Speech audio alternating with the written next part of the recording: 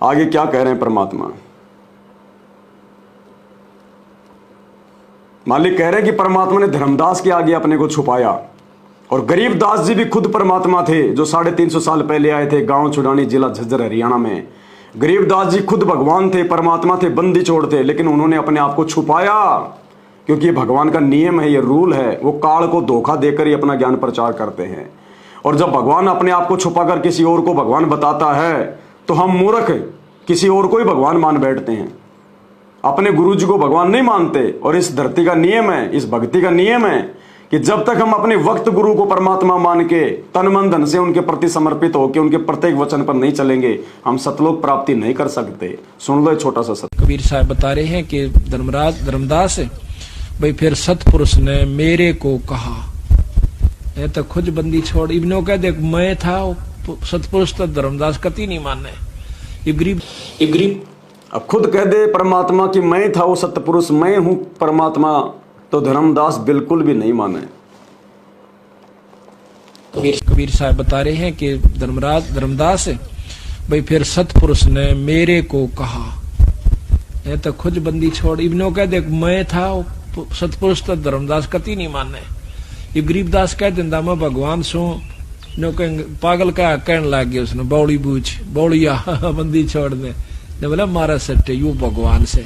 तो महाराज ने दूसरा तरीका अपनाया कि भाई पूर्ण ब्रह्म ने मैं भेजा, ने बोला। तो कौन सा तरीका अपनाया? 650 साल पहले कबीर जी ने धर्मदास के आगे, और गरीबदास जी ने 350 साल पहले खुद को भगवान ना कहकर क्या तरीका अपनाया कि भाई मेरे को भगवान ने भेजा है, मैं भगवान ने भेजा हूं, यानी मुझे परमात्मा ने भेजा है तुम्हारे लिए। कहने लग गया उसने, बौड़ी बूझ बौड़िया बंदी छोड़ दे, ने बोला मारा सट्टे यू भगवान से। तो महाराज ने दूसरा तरीका अपनाया कि भाई पूर्ण ब्रह्म ने मैं भेजा, ने बोला भाई तू जा या शक्ति ले जा शब्द की, और इस शब्द का जो तेरे पास है इसका अभ्यास करके और उनको दिखा देगा, तो उस शब्द की शक्ति से ये काल तेरे ऊपर कोई असर नहीं करेगा। और इस शब्द को, इस सार नाम को ये जीव भूल चुके हैं। परमात्मा हमेशा अपने आप को छुपा कर ही अपना ज्ञान प्रचार करते हैं। और इस सत्संग में देखो कैसे परमात्मा स्पष्ट कर रहे हैं। सतगुरु रामपाल जी भगवान इस सत्संग में स्पष्ट कर रहे हैं कि सतलोक का ज्ञान बताने के लिए हमारा पिता स्वयं ही आता है, दूसरा कोई सतलोक की जानकारी नहीं दे सकता। ना किसी अवतार को पता, ना किसी पैगंबर को पता, किसी को नहीं पता। बाकी आम हिंदू मुसलमानों के तो औकात ही क्या है, जिस लोक के बारे में कभी हमने सुना नहीं, काल ने किसी को जानकारी नहीं होने दी, उस सतलोक सचखंड की जानकारी वो कबीर भगवान स्वयं ही धरती पर प्रकट होकर देता है। तो आज सतगुरु रामपाल जी भगवान पिछले 28 वर्षों से सन 1994 से अपने सतलोक की यथार्थ जानकारी स्वयं ही दे रहे हैं। सुनिए सत्संग। अब सतलोक के जो हम जहां से हम आए थे उस स्थान का भेद हमारे को किसी ने नहीं दिया, क्योंकि काल भगवान जिसके लोक में हम फंसे पड़े हैं, इसने हमें बंदी बना करके यहाँ रोक रखा है, हमारी दुर्गति कर रखी है। अब जिस लोक के हम रहने वाले हैं उस देश का वो मालिक आता है, हमारा पिता आता है, जो हम गलती से इस काल के जाल में फंसे उनको समझाता है कि तुम्हारा मूल ठिकाना नहीं है। परमेश्वर स्वयं आते हैं और अपने तत्व ज्ञान का वो प्रचार स्वयं ही करते हैं, अपनी महिमा आप बताते हैं, अपने सतलोक के विषय में जानकारी देते हैं। सारा काम खुद ही करते हैं। वो सतलोक का राजा, वो सतलोक का स्वामी खुद ही आता है, खुद ही अपने लोक की जानकारी देता है, खुद ही बताता है, खुद ही सृष्टि रचना का ज्ञान देता है अपने आप को छुपा कर। तो भाई और बहनों, संत रामपाल जी भगवान के मकसद को समझो, उनके विचारों को समझो। क्यों परमात्मा ने अपने आप को छुपाया? क्योंकि आप और हम भगवान को, अगर भगवान सीधा सीधा कह दे कि मैं भगवान हूं तो कोई नहीं मानने वाला। अब हैं तो ये अल्लाह ही, संत रामपाल जी खुद ही अल्लाह है, और ये कह भी रहे हैं कि भाई हम भगवान हैं, हम परमात्मा हैं, सब कुछ बता दिया। नहीं जी नहीं, ये नहीं है। और खुद कहते संत रामपाल जी अगर किसी मुसलमान के आगे जाके कि मैं अल्लाह हूं, तो क्या मान लेंगे मुसलमान? क्योंकि उनको पता ही नहीं कि अल्लाह है कैसा। अगर वो अल्लाह कोई और है और वो खुद अल्लाह भी आके धरती पर मुसलमानों को कह दे कि भाई मैं हूं अल्लाह, तो मुसलमान तो मानेंगे नहीं, क्योंकि मुसलमानों ने देखा ही नहीं कि अल्लाह कैसा है, तो मानेंगे क्या वो? हिंदुओं ने भगवान नहीं देखा और खुद भगवान आके कह दे कि अरे हिंदुओं में भगवान हूं, तो हिंदू मानेंगे ही नहीं, क्योंकि हिंदुओं को पता ही नहीं कि अल्लाह है कैसा, भगवान है कैसा, उसकी शक्ल कैसी है। अरे तो फिर साधु संतों की बात मान लेनी चाहिए। ये शास्त्र इतने मोटे मोटे, गीता, कुरान, पुराण, बाइबल, ये इसीलिए लिखे गए हैं कि कोई साधु संत महात्मा आएगा, वो इनका भेद बताएगा और तुम उसको सुनना। सूरत फुरकानी 25 आयत नंबर 52 से 59, उसमें कहा गया है कि वो बाखबर ही बताएगा कि अल्लाह कौन है। गीता जी अध्याय 4 श्लोक नंबर 34 में बताया कि वो तत्वदर्शी संत ही बताएगा कि भगवान कौन है। अब उस बाखबर की हम मानते नहीं, उस तत्वदर्शी संत की बात हम मानते नहीं और फिर रोते रहते हैं। किसी का एक्सीडेंट हो रहा है, कोई मर रहा है, कोई भारी बीमारी में, कोई हॉस्पिटल में पड़ा है, या अल्लाह, या अल्लाह, हे भगवान, हे परमात्मा। अरे भगवान आके चिल्ला रहा है, उसके तो तुम मान नहीं रहे, तो फिर अपने वो कर्म भोगो, जैसा बीज बोया वैसा अपना काटो। फिर क्यों चिल्ला रहे हो? फिर भगवान खुद कह रहा है कि मैं अल्लाह हूं, मैं भगवान हूं, सत्संग सुनो। तुम्हारी किताबों के ऊपर उन्होंने सत्संग कर रखे हैं। डॉक्टर जाकिर नाइक वर्सेज संत रामपाल जी डिबेट्स यूट्यूब पे सर्च करो, संत Rampal G versus Shankaracharya search करो और देखो तुम्हारी बाइबल में क्या लिखा है, तुम्हारे चारों वेदों में क्या लिखा हुआ है, तुम्हारी कुरान मजीद में क्या लिखा हुआ है, कुरान शरीफ में क्या लिखा हुआ है, तौरेत, जबूर, इंजिल में क्या लिखा हुआ है, हदीसों में क्या लिखा हुआ है। जो तुम्हारे धर्मगुरुओं ने आज तक नहीं बताए, वो संत रामपाल जी ने खोल के रख दिया, दाने दाने गिना दिए। और क्या भाई, सीना फाड़ के थोड़ी दिखाएंगे? अरे क्या हजरत मोहम्मद ने सीना फाड़ के दिखाया था क्या कि मैं अल्लाह का रसूल हूं? रामकृष्ण ने कोई सीना फाड़ के दिखाया क्या मैं अल्लाह का रसूल हूं?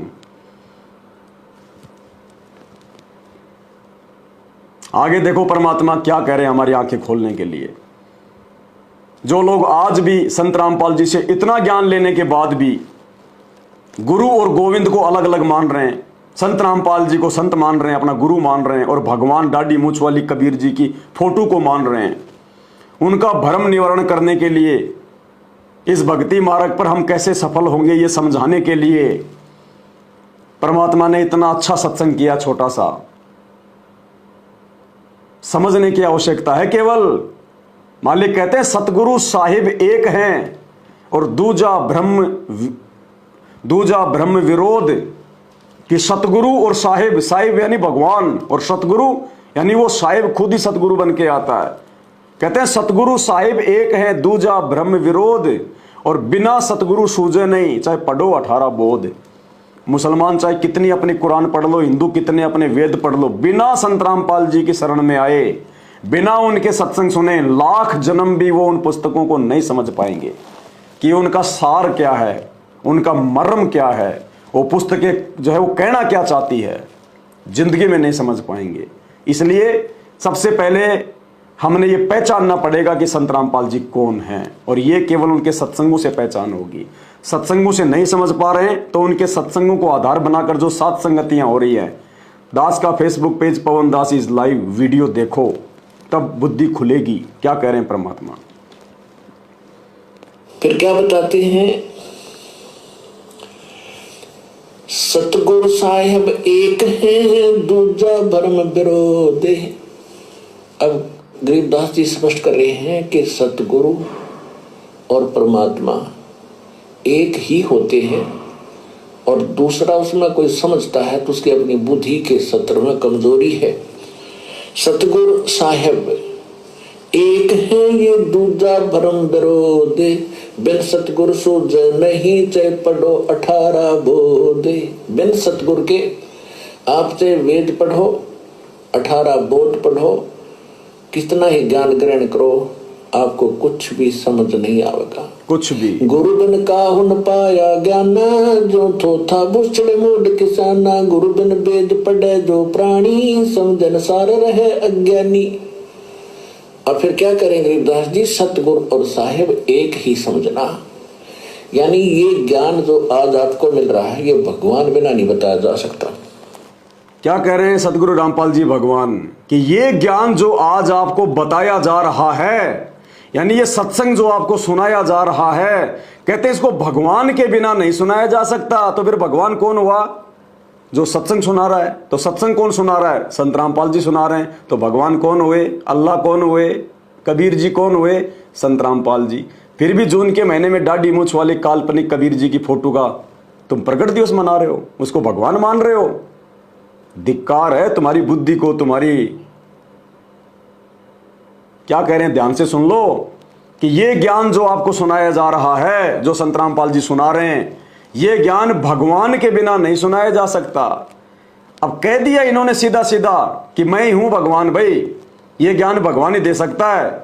ये नहीं कहेंगे कि ये मैं कबीर हूं, बस इतना नहीं कहेंगे कि मैं ही कबीर हूं, बाकी कुछ भी कमी नहीं छोड़ी इन्होंने हमारी आंखें खोलने के लिए। और भाई और बहनों, इतना सत्संग, इतने संकेत आप नहीं समझ पाए सत्संग सुन के, कोई बात नहीं। सात संगतियों के माध्यम से भगवान ने संकेतों को भी खुलवा दिया, आपको स्पष्ट समझाया जा रहा है। फिर भी यदि आप भगत भाई आंख नहीं खोलोगे तो भाई 84 लाख योनियों में जाने से नहीं बच पाओगे। फिर क्यों भक्ति कर रहे हो भाई? क्यों मजाक कर रहे हो? क्यों अपना समय बर्बाद कर रहे हो जब 84 में जाना है? तो ये मुख्य रूल है भक्ति का। गुरु को भगवान माने बिना 84 में जाता है जीव, चाहे कितनी संगति कर ले। तो भगवान क्या कह रहे हैं कि ये ज्ञान जो आपको सुनाया जा रहा है, तो सुना कौन रहे हैं? संत रामपाल जी। कहते हैं भगवान के बिना नहीं सुनाया जा सकता। तो फिर कबीर कौन हुआ? संत रामपाल जी जो ज्ञान सुना रहे हैं। ज्ञान जो थोथा बुछड़े मूड किसाना, गुरु बिन वेद पढ़े जो प्राणी, समझन सार रहे अज्ञानी। और फिर क्या करें गरीबदास जी? सतगुरु और साहेब एक ही समझना। यानी ये ज्ञान जो आज आपको मिल रहा है, ये भगवान बिना नहीं बताया जा सकता। और भगवान इस दास पर राजी है, ऐसा। अब देखो, अपने आप को छुपा गए परमात्मा। वहां तो स्पष्ट कर दिया कि ये ज्ञान भगवान बिना नहीं सुनाया जा सकता, तो भगवान ही सुना रहा है ज्ञान। फिर आगे अपने आप को छुपा गए। ऐसी लीला करता है ये भगवान कि इस दास के ऊपर भगवान की रजा है, कबीर भगवान की रजा है। यानी अपने आप को भगवान से तुरंत इन्होंने दूर कर दिया, अलग कर दिया कि जो समझदार होगा वो तो समझ जाएगा, और जो मूर्ख होगा उसी दाढ़ी मूछ वाली फोटो को भगवान मानता रहेगा। और फिर क्या करें गरीबदास जी? सतगुरु और साहेब एक ही समझना।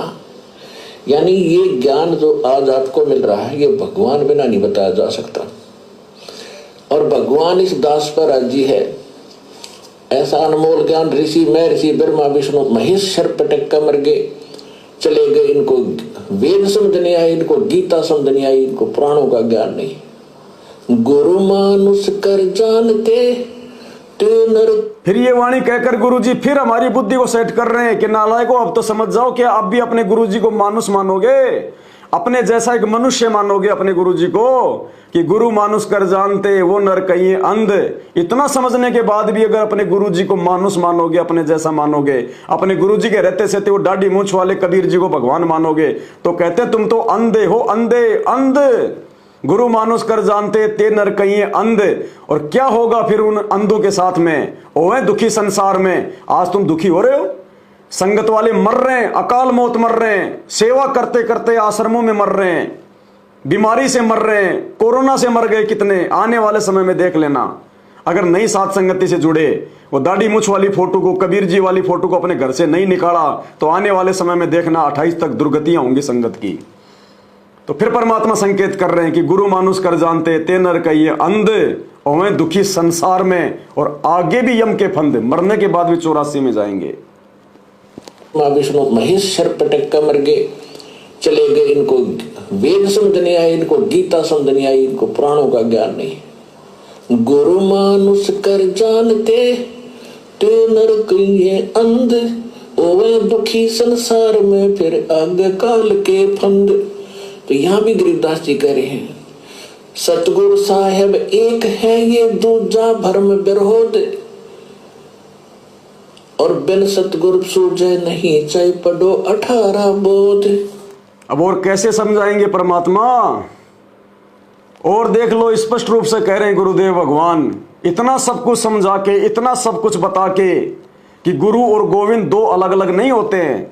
ये तुम्हारा अपना पैमाना है जो गलत है। अगर सत्संगों से विचार करोगे तो पता चलेगा कि वो कबीर खुद तुम्हारा गुरु है, और तुम्हारे गुरु के रहते सहते, गुरु की पहचान ना करके अगर गुरु के सामने अगर तुम उस कबीर को भगवान मान के पूजोगे, दाढ़ी मूछ वाली फोटो को, तो कहीं के नहीं रहोगे। खुद कह रहे परमात्मा कि अब भी नहीं पहचानोगे। तुम्हारे सामने आके खड़ा हो गया भगवान, सामने आके खड़ा हो गया, अब भी नहीं पहचानोगे, तो कह रहे धिक्कार है तुम्हारे को। तो इसी प्रकार जो संत आज भ्रमित हैं, वो सोचें, इस बात पर विचार करें। उनको भी भगवान चाहिए, और भगवान ही सरेआम खड़ा, कति आगे खड़ा, और भी ना पहचानोगे, धिक्कार है तुम्हारे ज्ञान और तुम्हारी विवेक को।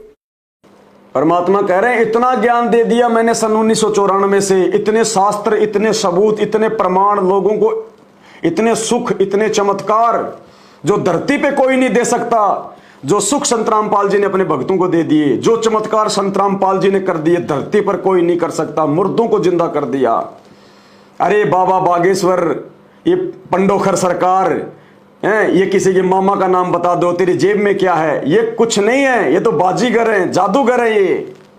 अरे ये भगवान जिसने हजारों मुर्दों को जिंदा किया है। इंटरव्यू सुनो इनके भक्तों के साधना टीवी चैनल पर 7:30 बजे रोजाना। यूट्यूब पर जाके सर्च करो संत रामपाल जी के सत्संग, उनके फॉलोवर्स के इंटरव्यू, तुम्हारे को पता चलेगा मुर्दों को जिंदा किया भगवान ने।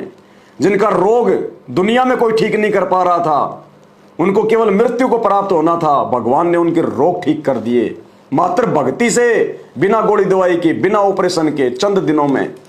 जिनकी आंखें फूट गई थी, उनकी आंखें भगवान ने बिना ऑपरेशन के आशीर्वाद से ठीक कर दी। जिनके बेटा बेटी नहीं हो रहे थे, रो रो के सिर पटक रहे थे, उनको 9वें महीने संतान दे दी। जिनके घर में खाने को दाने नहीं थे, आज वो लोगों को दे रहे उधार। ये भगवान जिसने लाखों लोगों का नशा छुड़वा के उनके परिवारों को जो है बर्बाद होने से बचा लिया, और मोक्ष देगा, 84 लाख योनियों से बाहर करेगा, गधा कुत्ता सूअर बनाने से बचाएगा। कहते हैं अब भी नहीं पहचानोगे क्या? इतने सुख प्राप्त करने के बाद भी क्या अपने गुरु के रहते सहते और उन काल एजेंट सतलोक आश्रम मैनेजमेंट हरियाणा वालों के चक्करों में आके, गुरुदेव भगवान के उन कलयुगी बेटा बेटी भाई बंधु कोऑर्डिनेटरों के चक्कर में आके, क्या अब भी तुम अपने गुरु के रहते सहते वो दाढ़ी मूछ वाली कबीर जी की काल्पनिक फोटो को भगवान मान के पूजोगे? कब उसको अपने घर से निकालोगे? कब अपने सतगुरु को बैठाओगे? तो परमात्मा कहते हैं कि अब भी नहीं समझोगे। तो इसी प्रकार जो संत आज भ्रमित हैं, वो सोचें, इस बात पर विचार करें। उनको भी भगवान चाहिए, और भगवान ही सरेआम खड़ा, कति आगे खड़ा, और भी ना पहचानोगे, धिक्कार है तुम्हारे ज्ञान और तुम्हारी विवेक को। तो भाई इसलिए हम जून के महीने में उस कबीर जी का, उस नकली भगवान का, दाढ़ी मूछ वाले कबीर जी का प्रगट दिवस नहीं मनाते। हम केवल असली कबीर सतगुरु रामपाल जी भगवान का 8 सितंबर को प्रगट दिवस मनाते हैं।